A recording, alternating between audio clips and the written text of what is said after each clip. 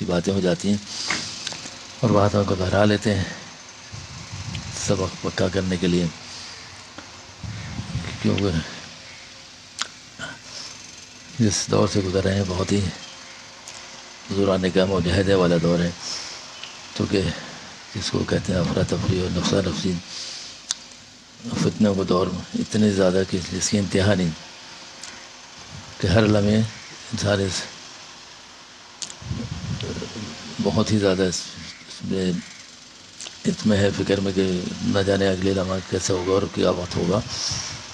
نہ اتنا خائف تھا پہلے، نہ اتنا خوف تھا دلوں میں بھی، اور نہ انفرادی نہ اجتماعی، تو بہت زیادہ جب یہ چیزیں عام ہو جائے اور دل دماغ میں بیٹھ جائیں کہ نہ جانے کیا ہوگا، تو اس سے ظاہر مایوسی بھی بڑھتی ہیں، اور مایوسی کے نتیجے میں جو کر رہے ہوتے ہیں وہ چھوٹ جاتا ہے۔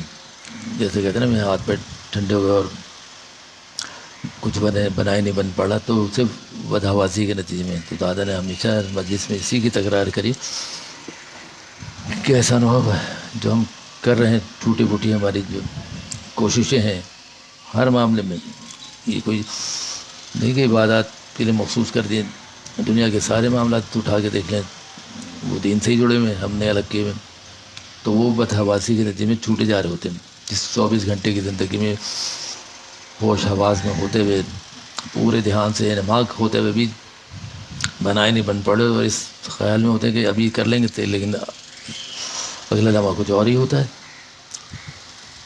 ارادہ کچھ کیا ہوتا ہے، ارادے کے مخالف چیزیں ہو رہی ہوتی ہیں۔ کوئی خبر آ گئی، بیٹھے تھے کام پہ، تو اسی لیے ناگہانی سے بھی پناہ مانگی اور شر سے آفات سے پناہ مانگی۔ اسی لیے نبی کریم صلی اللہ علیہ وسلم کی ساری دعائیں اگر ہم زبانی یاد کر لیں، اپنی زبان میں کہہ لیں، اسی لیے وہ دعا بار بار یہ کہا جاتا ہے دن میں اس کی رٹ لگائیں کہ یا اللہ سارے خیر عطا فرمائیں اور شر سے محفوظ۔ تو شر سے محفوظ میں وہ 24 گھنٹے کی زندگی تو ہے، اور ہے کیا، چونکہ بدحواس بہت ہیں۔ ابھی بیٹھے ہیں اچھے والے، کوئی خبر آ جائے تو دیکھیں سب بے چین، اب ہاتھ پیر پھول جائیں، ابھی کیا کریں، کسی کی بیماری کی ہے اور حادثات کی، تو اسی لیے اچانک موت سے اور نہ جانے بہت ساری تفصیلیں اچانک ہونے والی چیزیں پناہ مانگی گئی ہے کہ اس کا تحمل ہی نہیں پتہ، کبھی اس کو قابو کرنے کی کوشش کرتے ہیں، باوجود ان کے سب مل کر بھی انفرادی تو کر ہی نہیں سکتے۔ فرض کریں کوئی خبر آ جائے، ابھی چند سال پہلے ہمیں میری بھانجی اچانک خبر آئی کہ وہ شام میں طبیعت خراب ہوئی ہے، اور طبیعت بگڑتے کرتے 4-6 گھنٹے میں آخر اسپتال، اور سب جمع پورا خاندان، تو چند گھنٹے میں آفت تنگ ہو گئی، اور بھاگ دوڑ ریک افراتفری، تو کچھ پتہ نہیں ہوتا۔ تو اس کے لیے کیا کرنا ہے، یہ ترکیب بزرگان نے بتایا کہ آفت مانگنی ہے، آفت سے رہنا بھی ہے، آفت کے تنگ نہ ہو تو اس کی بھی تدبیر ہیں، کیونکہ کمزور ہیں، اس کمزوری کے نتیجے میں ہماری اتنی غفلت اور کمزوری، یہ سب چیزیں مل ملا کے انسان کو ایسا کر دیتی ہیں کہ کہتے ہیں کہیں کا نہیں رہا۔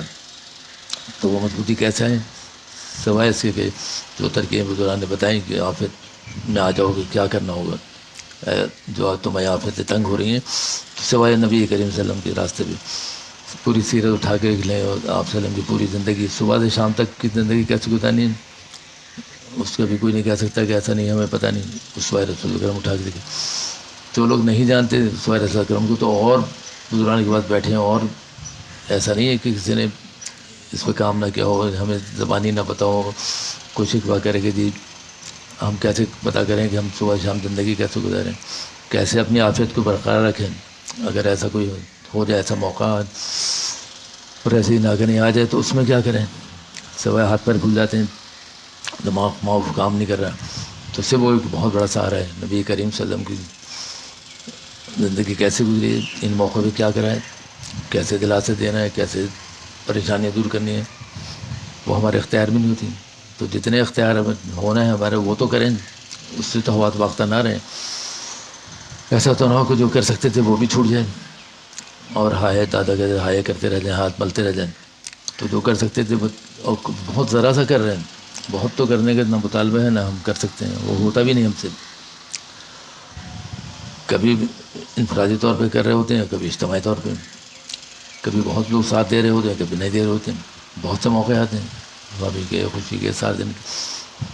آدمی کام کرنے نکلتا ہے تو وہ اس کے ساتھ معاونین ہوتے ہیں، وہ سب ساتھ دے رہے ہوتے ہیں، لیکن لگتا ہے کہ وہ وقت ہاتھ سے نکلا جا رہا ہے، وہ بھی پورا نہیں ہو رہا، اور وہ ٹل کے اگلے دن پہ چلا جاتا ہے، پھر جمع ہوتی رہتی چیزیں. اللہ تو سوائے انسان حواس باختہ ہونے کی، وہ مایوس ہونے کی کچھ بھی نہیں ہوتا.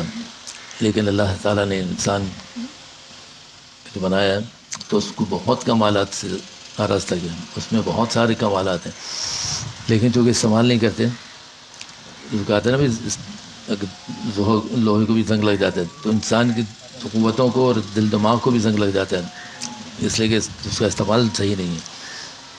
اگر استعمال ہے اور تو بہت ہے تو غلط طریقے سے، تو اس کو صحیح بھی رکھنا ہے، اس کو زنگ بھی نہیں لگنے دینا ہے. تو اس سے ایک راستہ ہے نبی کریم صلی اللہ علیہ وسلم کی سنتوں پہ عمل کرتے ہوئے. جن لوگوں نے اس کو پکڑا تو ہم اس کو پکڑ کے رکھیں تو ہمارے جتنے اللہ نے کمالات رکھے ہیں وہ سارے استعمال ہو جائیں. اور وہ ہیں چھوٹے چھوٹے ہیں، کوئی بہت بڑے کمالات تو ہے نہیں.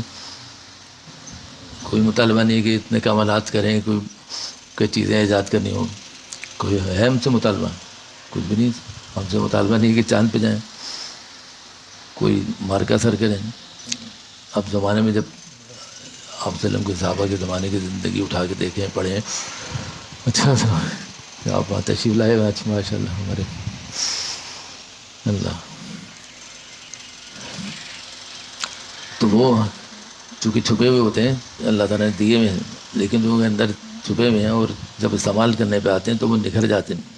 تو کہتے ہیں نہیں کتنی کمال صفت انسان ہے، کیا کیا کمالات کر رہے ہیں. تو دنیا میں رہتے ہوئے صرف سنت پہ عمل کرتے ہوئے وہ کمالات بڑھتے رہتے ہیں انسان کے دل، اور وقت کے ساتھ ساتھ وہ ہم استعمال کرتے ہیں، اور پھر ایسا ہو جاتا ہے کہ پھر وہ انسان کہیں سے کہیں پہنچ جاتا ہے.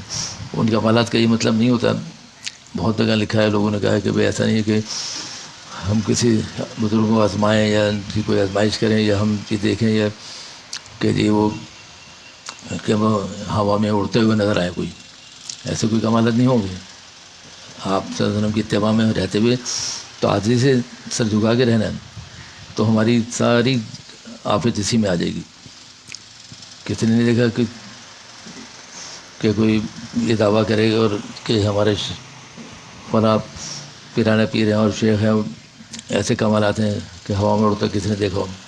کچھ نہیں، کیونکہ وہ مطالبہ نہیں ہے اور اس کی وہ حاجت بھی کسی کی نہیں ہے. تو نبی کریم صلی اللہ علیہ وسلم کی پوری زندگی کو اٹھا کے دیکھ لیں. صرف اتباع میں جن لوگوں نے اللہ والوں سے جن لوگوں نے پوچھا کہ کس طرح یہ حاصل ہو، کیسے ہم وہ کمالات حاصل کریں، تو ان کا بھی جو محبت اللہ تعالیٰ سے پہلے حاصل کر چکے ہیں اللہ والے، ان کے پاس بیٹھ جاؤ، تمہیں ان کے سارے کمالات بھی نظر آ جائیں گے اور آپ صلی اللہ علیہ وسلم کی محبت بھی دل میں آ جائے گی. جب ایک دفعہ دل میں محبت آ جائے تو تمہارے دل میں سب کچھ تم ٹھان لو گے کہ آپ صلی اللہ علیہ وسلم کی زندگی کیسی تھی، اللہ کے قریب ہمیں کیسے ہونا ہے. تو ان اللہ والوں کے پاس بیٹھنا پڑے گا، تو سارے کمالات ان کے ہم دیکھ لیں گے تو دھیرے دھیرے کر وہ کمالات منتقل ہونا شروع ہو جاتے ہیں. کہنا بھی نہیں پڑتا، نہ ان سے مانگنا پڑتا ہے، وہ تو صحبت سے مل جائے گا. اور ایسا ہو نہیں سکتا کہ لوگوں نے زندگیاں گزاری ہوں اور صحابہ میں جو چیزیں موجود تھیں ان کے بعد والوں میں، پھر ان سے بعد والوں میں، پھر ہمارے بڑوں میں، اکابرین میں، وہ سب چیزیں داخل ہوتی چلی گئیں ان کی زندگیوں میں، وہ سارے کمالات آتے چلے گئے. لیکن جب آئے آپ صلی اللہ علیہ وسلم کی اتباع دی، اب ہماری چھوٹی چھوٹی کوششیں، ہماری عبادات ہوں، ہمارے اب دنیا میں ہم دیکھ لیں جو صبح سے شام تک زندگی گزارتے ہیں وہ ٹوٹی پھوٹی ہیں. ہماری عبادات سے لے کے ہمارے کام بھی سب یہ شکوہ کر رہے ہوتے ہیں کہ جی ہم سے وہ کام ہی نہیں بن پڑ رہے اس مہنگائی کے دور میں، ہم جدوجہد میں لگے ہوئے لیکن وہ چیزیں حاصل ہی نہیں ہو پا رہی، اس لیے کہ وہ کمزور ہونے کے نتیجے میں سب ٹوٹی پھوٹی اور کم ہیں. لیکن کمالات کے نتیجے میں اپنے کمال کے درجے کو پہنچ جاتی ہیں. جب پہنچیں گی کہ ان لوگوں میں بیٹھیں گے جو کمالات حاصل کر چکے ہیں تو ہمارا شوق بھی بڑھے گا، ہمارا ذوق بڑھے گا، ہمارے اندر قوت آئے گی. ورنہ مایوس اور کیا کہتے ہیں بہت ہی پسنداز سے زندگی گزار رہے ہوں کہ بس ادھورے جیسے کیا الفاظ استعمال کیے جائیں کہ بالکل ہر چیز میں مایوس ہوتے چلے آ رہے ہوتے ہیں، صبح شام تک کہیں دل نہیں لگ رہا ہوتا ہے، کوئی کہنے سننے والا نہیں ہوتا، اتنے نفسا نفسی کے دور ہے، کوئی کسی کچھ بتانے کو، بٹھانے کو، کہنے کو، سننے کو تیار نہیں. تو اسی لیے ناز کے درجے میں دادا کہتے ہیں بھائی سننا ہے جو ہم سے سن لو. یہ بہت بڑی بات ہے، کوئی کہے، اور کتابوں میں بھی درج ہے کہ یعنی مواعظ میں آگے کہ سن لو ہم سے جو سننا ہے، پھر کون تمہیں بتائے گا. تو یہ کیوں کہا جا رہا ہے کہ آ جاؤ بیٹھ جاؤ نماز گزار لو، وہ بھی 24 گھنٹے کے، وہ بھی دن کے، روز نہیں، ہفتے کے 10 دن 15 دن میں، کہ ہم سے سن لو آگے، ورنہ تمہیں کون بتائے گا، کون ہمدردی ہے، کس کو خیر خواہی ہے. اتنے نفسا نفسی کے دور میں کوئی سمجھانے و بتانے والا نہیں. اسی لیے دیکھیں بد آواز گھومتے ہیں کہ کہاں جائیں، ایک دوسرے کی طرف دیکھ رہے ہوتے ہیں، مایوس ہوتے ہیں، پریشان ہو جاتے ہیں. ورنہ اللہ تعالیٰ نے اتنی قوت ہمت دی ہے، اتنی صلاحیت دی، وہ سارے کمالات حاصل کر لیں اگر بیٹھ جائیں، ٹھہراؤ، طبیعت میں سکون آ جائے. اسی لیے کہا گیا کہ جب کھانا کھاؤ تو بہت سکون سے، نماز پڑھو تو بہت سکون سے. یہ سب چیزیں سکون اس لیے سکھائے جا رہے ہیں کہ تمہاری زندگی میں سکون ٹھہرا ہو جائے. ایک نماز کو ہی لے لیجیے، وہ ایسی اللہ تعالیٰ نے عبادت کر دی، 24 گھنٹے میں مختصر ترین وقتوں میں ہوتی ہے وہ، لیکن بزرگان نے کہا اگر بہت سکون سے پڑھ لو، بہت یعنی جس کو کہا تھا نا خشوع و خضوع، اس کو تمہیں اختیار کر لو، پھر دیکھنا پوری زندگی تمہاری کیسی سکون سے گزرتی ہے. باوجود اس پریشانی کے دور میں، اس وقتہ دور میں، گھروں میں ناچاقہ اختلافات لوگوں دیکھنے میں آتے ہیں، محلوں میں آپس میں 15-20 گھر ہیں تو 2-4 گھر آپس میں تو ملیں گے آپ کو، محبت بنا، ایک دوسرے کو مخالفت والے بھی ملیں گے.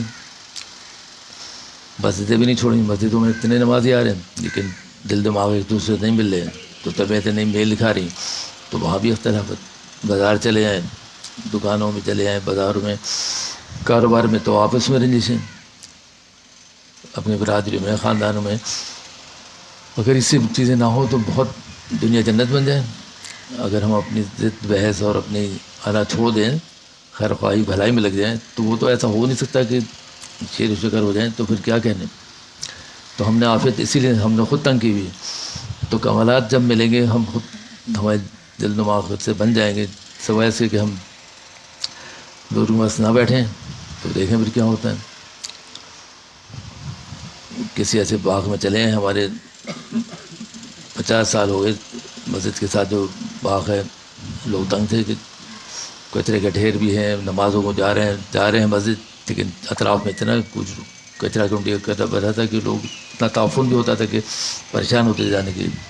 لیکن چند دنوں کی محنت سے محلے والوں نے اب وہ کہتے ہیں جنگل میں منگل بن گیا. صرف ایک جگہ کو ہموار کرنے سے اور باغ لگانے سے اور درخت پھول اور اتنا سبزہ ہو گیا کہ اب وہی جگہ بدل گئی.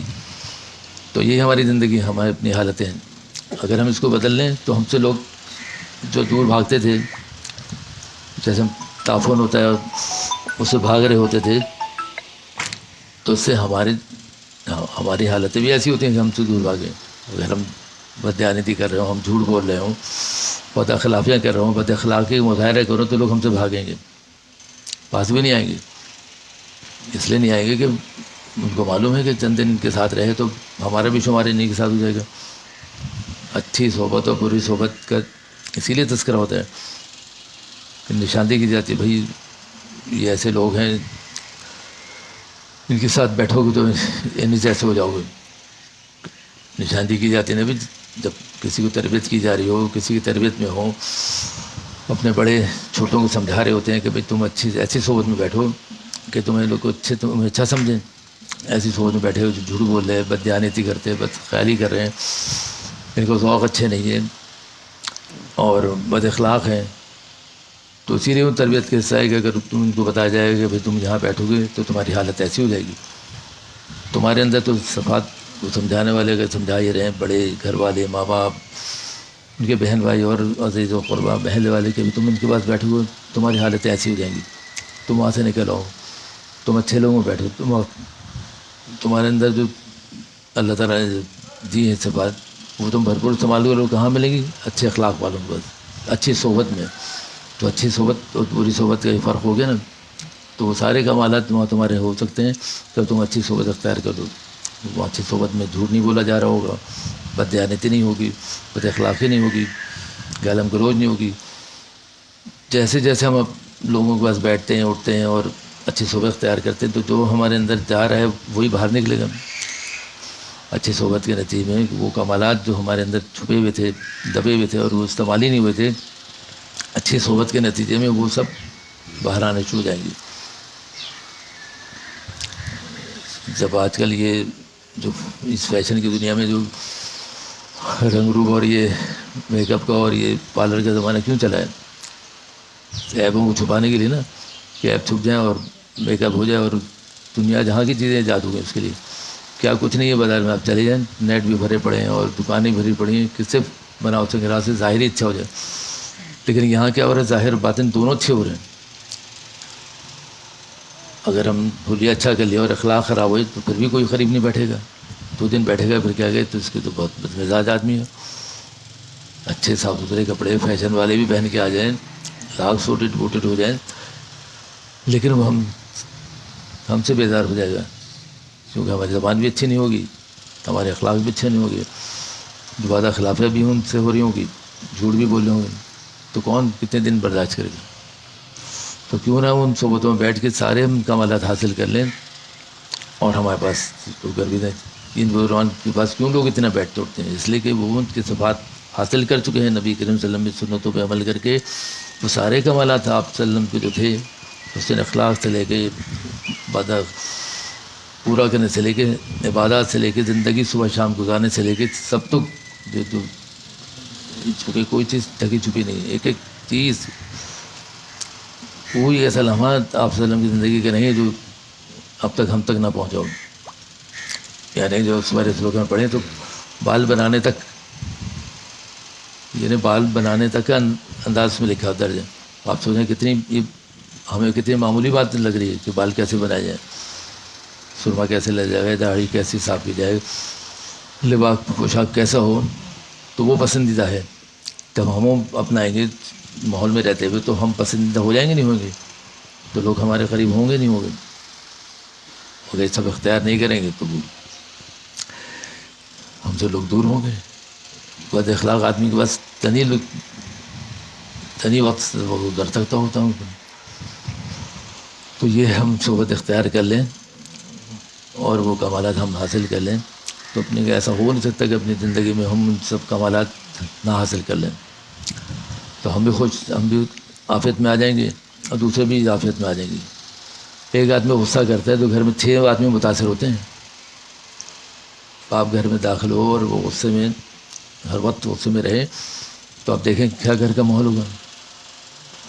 اس لیے کہ سنتیں چھوڑ دیں، گھر میں داخل ہو سلام کریں، بڑوں کا ادب کریں، اپنے بھی کام کریں دوسروں کے بھی کام کریں، گھر سے نکلیں تو دوسروں کے کام کی بھی فکر ہو. یہ سب چیزیں کمالات میں داخل ہیں. اور یہ کہاں حاصل ہوں گی؟ اچھے لوگوں کے پاس بیٹھ کے، صرف ایک صحبت میں بیٹھ کے. اور ہم سمجھتے ہیں کہ بھی چلے جائیں گے کسی ایسے لوگوں کے پاس ملنے کے بعد صحبت اختیار ہوگی تو لوگ ہمیں دیندار کہنے لگیں گے. تو ہمارے سے شیخ حضرت مولانا یوسف رضوانی شیخ رحمۃ اللہ کہتے تھے جب تک تمہیں کوئی دیوانہ نہ کہے تم صوفی بن ہی نہیں سکتے.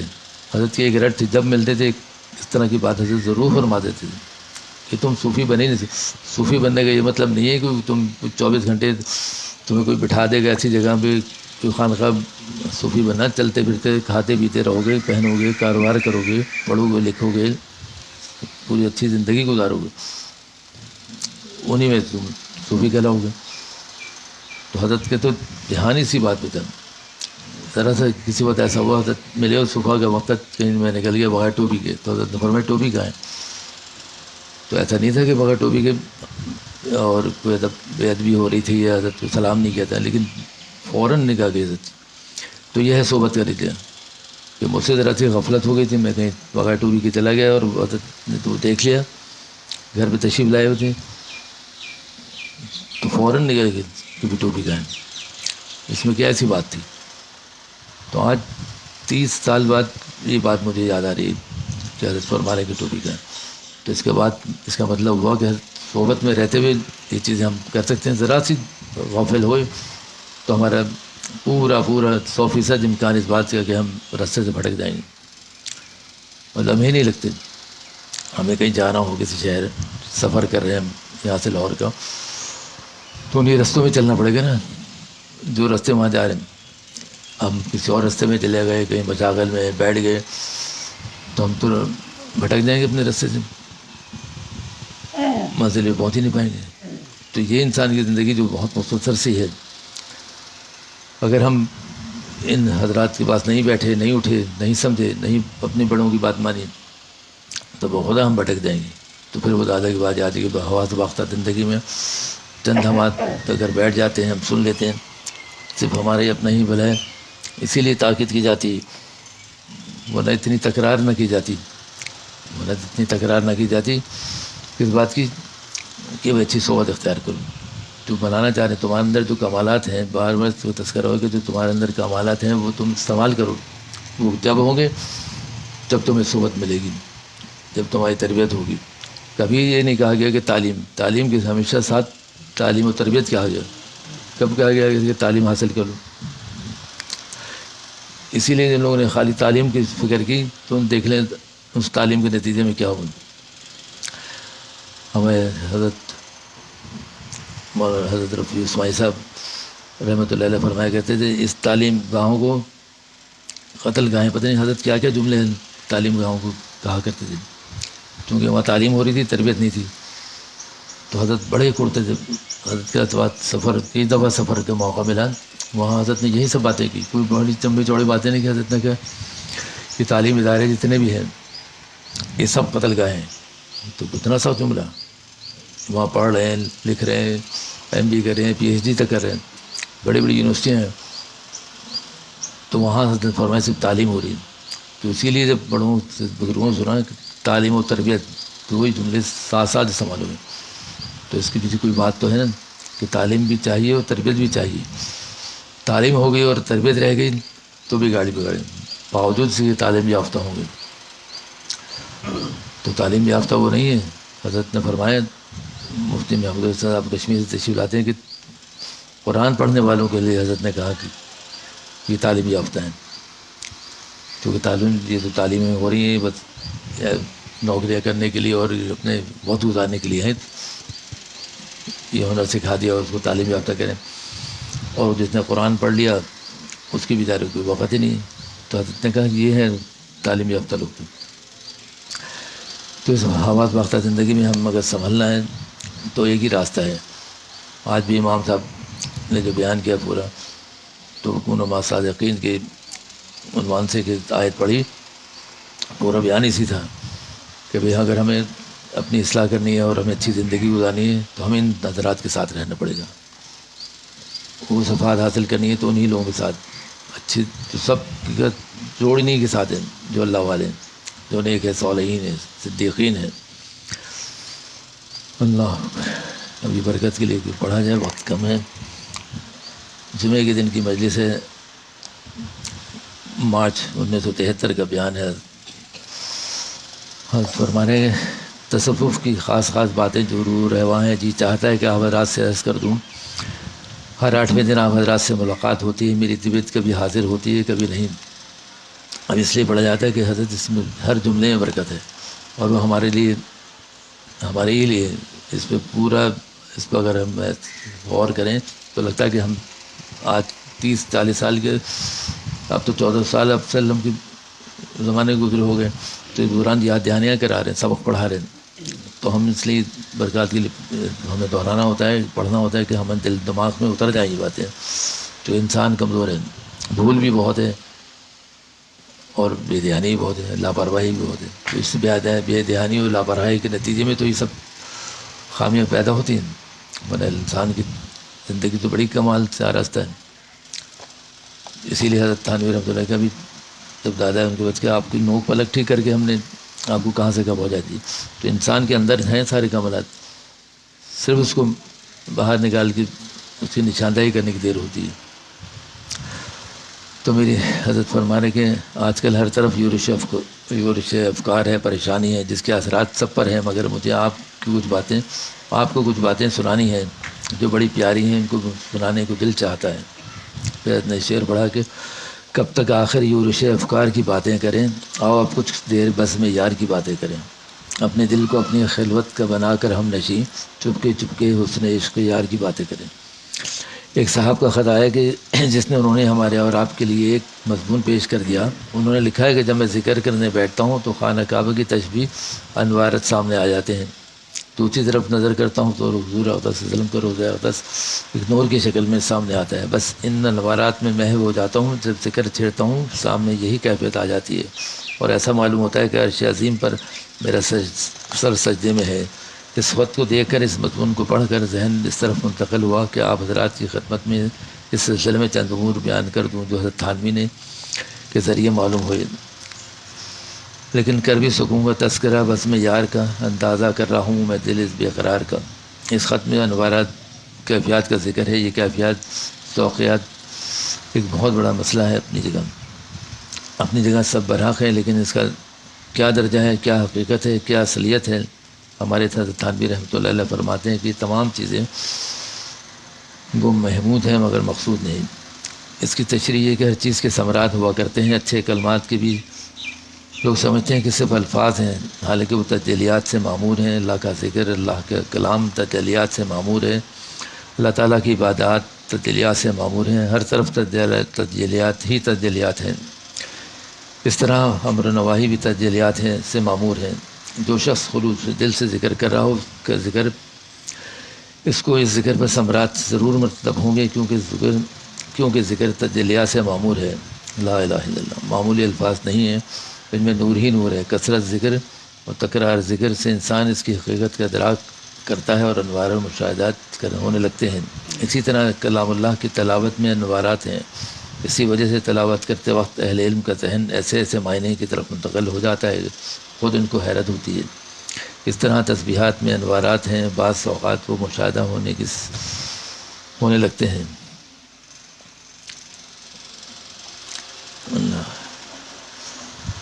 حضرت آگے فرما رہے کہ کیا ہوتا ہے، بڑی بے کیفی و نفس و شیطان ایسے ایسے وسافس لا رہے ہیں، جیسے ایسے گندے خیالات لا رہے ہیں. جی چاہتا ہے کہ سب چھوڑ دیں، چھوڑ چھاڑ دوں. بھائی کیا حاصل ان عبادات سے جن کا کوئی ثمرہ ہی نہیں ملتا. ایک دو دن کیا برس گزر گئے، کبھی کچھ معلوم ہی نہیں ہوتا. صرف نماز پڑھ لیتے ہیں، دیگر اعمال کر لیتے ہیں. رمضان آتے ہیں تو روزے رکھ لیتے ہیں، تہجد پڑھ لیتے ہیں. غرض کہ ایک عادت سی ہو گئی ہے. نہ تہجد کے ثمرات معلوم ہوتے ہیں، نہ نوافل کے، نہ کلام اللہ میں جی لگتا ہے، نہ اس کے معنی سمجھ میں آتے ہیں. بس ہماری یہ حالت ہے کہ ایک مسلمان گھر میں پیدا ہوئے، ایک ضابطے کی زندگی گزار رہے ہیں. کبھی خیال آتا ہے کہ فلاں بزرگ سے تعلق ہو گیا ہے، کتنے دن سے ان کی خدمت کر رہے ہیں، ہمیں تو کچھ حاصل ہی نہیں ہوا. فلاں صاحب تو ولی اللہ ہو گئے، فلاں کو خلافت مل گئی ہے، ہم تو جیسے تھے ویسے کے ویسے ہی رہ گئے. یا تو ہم مردود ہیں، یا یہ چیزیں بھی یہ حقیقت ہے، یا یہ چیزیں بھی حقیقت ہیں. نفس و شیطان نے یہاں تک یا اس درجہ نفس و شیطان نے یہاں تک یاس کا درجہ پیدا کر دیا ہے. اللہ کی رحمت سے مایوس ہو گئے. ایک شخص نے حضرت تھانوی رحمۃ اللہ علیہ کی خدمت میں اس قسم کا خط لکھا: مجھے بظاہر توحید سے انکار مجھے تو بظاہر توحید میں انکار ہے، آخرت میں بھی انکار ہے، مگر عادتاً کرتا رہتا ہوں. حضرت کو خط لکھا تو عادتاً لکھتا ہوں مگر تسکین نہیں ہوتی. بہت لمبا خط ہے. آخر میں لکھا: سب کچھ عادتاً کرتا ہوں مگر مجھے یہ عادت پسند ہے. یہ طویل خط بصائر حکم علومت میں درج ہے.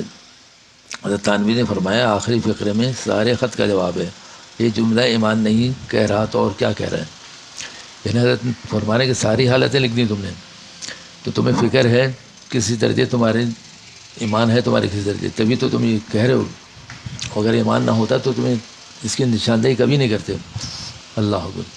یعنی شیطان نے سب کچھ تمہیں سے کہلوا دیا، تم نے خط بھی لکھ دیا. تو حضرت فرمانے آخری جملے میں کہ حضرت نے تو اس کے ایمان ہونے کی نشاندہی کر دی کہ کسی درجے میں تو ایمان ہے جبھی تم یہ کہہ رہے ہو. ایمان نہیں ہوتا تو لاپرواہ ہوتے، تمہیں اس کی پرواہ بھی نہیں ہوتی تمہیں یہ کہنے کی، تم خط ہی نہیں لگتے. ہم کوئی کام کرنے چلتے ہیں تو کسی پرواہ کرنے کے نتیجے میں. اللہ.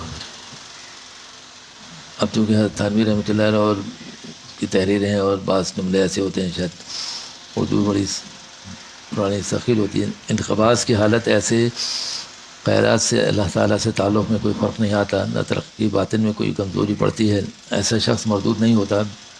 بے دلی، بے رغبتی، انقباض کی حالت میں جو شخص اللہ کے احکام بجا لائے، چاہے ثمرات عمر بھر نہ دیکھے، یہ مقبول ترین بندہ ہے۔ اب کس طرح مایوسی سے نکالا؟ وہ اپنے آپ کو بالکل مایوسی ہوتے ہوتے اس کنارے پہ لے آیا تھا کہ بس تھوڑی ہی دیر رہ گئی تھی، مایوسی سے اس کے عقائد ایمان میں فرق آ جاتا، تو حضرت نے وہاں ہی اس کو نشاندہی فرما دی کہ بھائی تم عقائد میں فرق آ رہا ہے لیکن ایمان ہے، ایمان کی مضبوطی سے تمہاری روحانیت بڑھے گی اور تمہاری حالت درست ہو جائے گی۔ تو ایک دو جملوں میں اس کی پوری کیفیت جو اس نے اپنی خط میں لکھی، تو حضرت نے لکھا کہ یعنی ذرا سے نوک پلک جس کو کہتے ہیں درست کرنے کی، تو اس نے توجہ دلا دی، تو وہ سارے اب کمالات حاصل ہو جائیں گے، اس کو ایمان بڑھ جائے گا، اس کی روحانیت میں ترقی ہو جائے گی۔ صرف نشاندہی کر دی کہ ایسا نہیں ہے، تم مایوس نہ ہو، شیطان اور وساوس تو تمہیں ڈرائیں دھمکائیں گے، شیطان تو ہر وقت ڈرائے گا کہ تم کرتے ہی کیا ہو، باوجود اتنا کرنے کے جب اتنا ڈرا رہا ہے تو نہ کرنے پہ کیا ڈرائے گا، تم آخری حدودوں میں پہنچ گئے، تو تم اتنا مایوس ہو، پریشان نہ ہو۔ تو یہ حضرات ہیں، ہاتھ پکڑ پکڑ کے وہاں سے نکال لیں، اس دلدل سے نکال لیں، اس پریشانی سے نکال لیں، اس وساوس سے نکال لیں، ان شیطانی اعمال سے نکال لیں کہ بھئی تم آ جاؤ، بیٹھ جاؤ، حواس باختہ ہو، تمہیں کچھ سمجھ میں نہیں آ رہا، کیونکہ تمہارے اندر تو کمالات بھرے ہیں، یہ بزرگان دیکھ رہے ہیں کمالات بھرے ہوئے ہیں، صرف اس جگہ سے اٹھا کے دوسری جگہ بٹھانا ہے، اچھی صحبت اختیار کر کے بزرگان سے بیٹھ کے سب تمہارے کمالات جو اندر چھپے ہوئے تھے نکل جائیں گے، جتنی زنگ لگی ہوئی تھی سب دور ہو جائے گی، کہ وہ سب جس کو کہتے ہیں نا تیزاب ڈالتے ہیں زنگ لگی ہوئی چیزوں پہ، وہ دور ہو جاتے ہیں، قلعی کرتے ہیں، پالش کرتے ہیں، آج کل جدید دور میں تو پتہ نہیں کیا گیا، تو بیٹھ جاؤ، جتنی تمہارے دلوں میں زنگ لگی ہوئی ہے، دل دماغ میں جتنے وساوس ہے، جتنے شیطانی خیالات ہیں، یہ بزرگان سب دور کر دیں گے، اور تمہارے کمالات جو چھپے ہوئے تھے سب ظاہر ہو جائیں گے، اور اللہ والے کے پاس بیٹھ کے سب تم سے محبت کرنے والے ہیں، پورا معاشرہ، پوری دنیا تم سے محبت کرنے لگے گی۔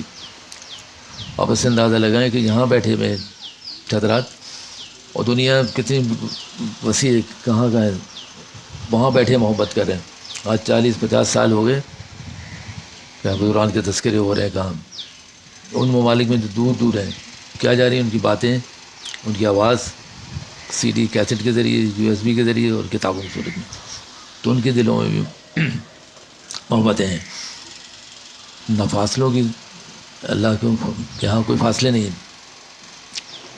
اسے اندازہ لگا لیں کہ آپ صلی اللہ علیہ وسلم کے ہم دور یہاں پڑھتے ہیں تو وہاں پہنچا ہے فرشتوں کے ذریعے،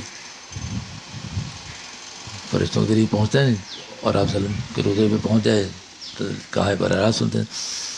تو یہ اللہ تعالیٰ نے دنیا میں دکھا دیا کہ تم تو یہ ان بزرگان کے وہ اس سے میں وہ چیز آئی صرف صحبت کے نتیجے میں، جب ہجرت کر کے لوگ اپنے اپنے مقامات میں چلے گئے تو دیکھیں کیسے اثرات ہوئے، خطوط آ رہے ہیں کہ 40 سال ہو گئے تو ہمیں یہاں تک تو آئے ہوئے، لیکن ماحول گھر کا ویسے ہی بنا ہوا ہے، خطاب و دعوت کے ذریعے، ان کی توجہات دعاؤں کے ذریعے، تو صرف ماحول مل جائے، صحبت مل جائے، تو انسان کے کمالات جو چھپے ہوئے ہوتے ہیں، زنگ لگ چکے ہوتے ہیں، تو پھر واپس سب آ جاتے ہیں۔